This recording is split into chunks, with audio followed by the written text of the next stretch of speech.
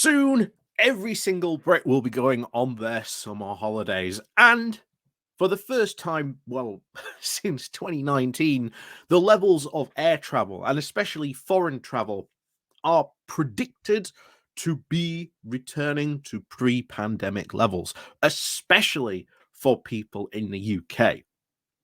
Now, this represents a massive, massive problem and indeed a colossal hurdle to which people who voted for Brexit and indeed the whole Brexit great experiment that we are seeing put upon us by Brexiteers is going to be incredibly tested.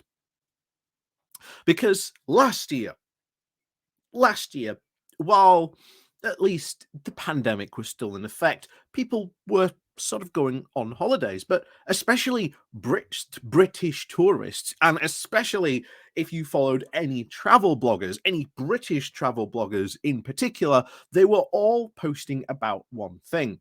If they were going to the EU, which most of them were, they were finding they were stuck in queues.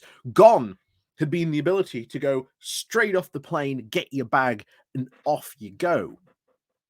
No, now they were stuck in queues. And I have personal experience from this. Last February, I went through Nice. Now, February is a pretty quiet time, to be honest. But even then, I was stuck in a queue for about 25 minutes just trying to go through basic passport checks at customs to get through the Nice airport.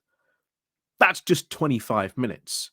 But Nice is an incredibly, at least Nice airport is an incredibly popular destination for many people in the UK looking for a summer getaway south of France, a very popular location. So imagine this for a second, that we're not the only British plane arriving. No, there are multiple British planes arriving. And remember, that's 25 minutes for one plane.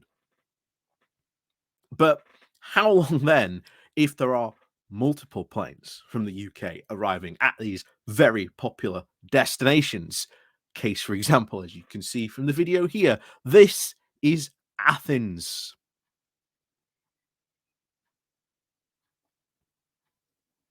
And this is only just the start.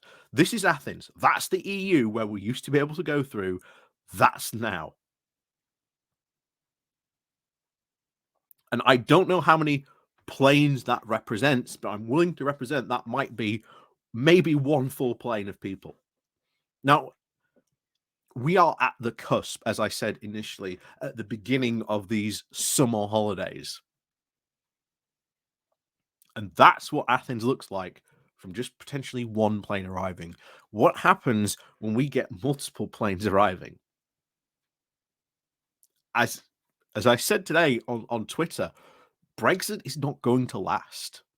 The idea that people are going to enjoy giving up freedom of movement when this is what meets them once they get off the plane,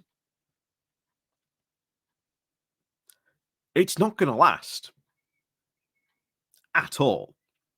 This is why we have seen very recently Rishi Sunak is desperate to do a passport deal so that Brits can use those EU gates again.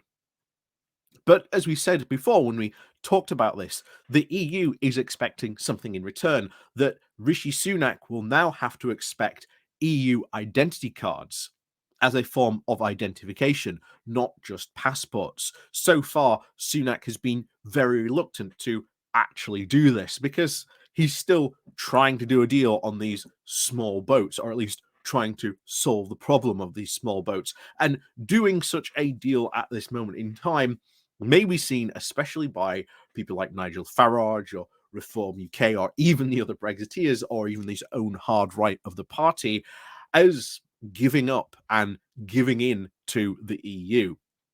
Something which they have been on watch for since the very beginning, since he has done the Windsor Agreement. They know they don't like it, but they know a lot of people in the party who agreed begrudgingly because they knew it would solve the problem, for at least for now, in Northern Ireland. There are a lot of other people that are looking at these other deals that Rishi Sunak might want to sign, which they would not be too happy about. This is why I've said that our eventual sort of path back to the EU does go through these beginning agreements. And then it becomes, well, why aren't we part of the single market and customs union? And then why aren't we part of the EU? Our path back is already being laid out for us. But I'll tell you now, this, what you see there, is not going to last. Because the Brits who voted for Brexit overwhelmingly, there's a common misconception that it was people in the north, and the sort of these left behind poor working class areas that overwhelming sort of won Brexit. No, it really wasn't. If you look at the data, it was mostly the middle class conservative areas. And who are these people who most likely go on these types of holidays? Well, they're right there. Brexit will not last. It's just a matter of time. So, as always, thank you very much for watching today. Please do remember to click on the like, share, and subscribe button. And of course, down below, there are links to my Patreon page and a one-off link called Buy Me Coffee, where you can, well, buy me coffee. And of course, as always, thank you very much for watching, and we'll see you all next time.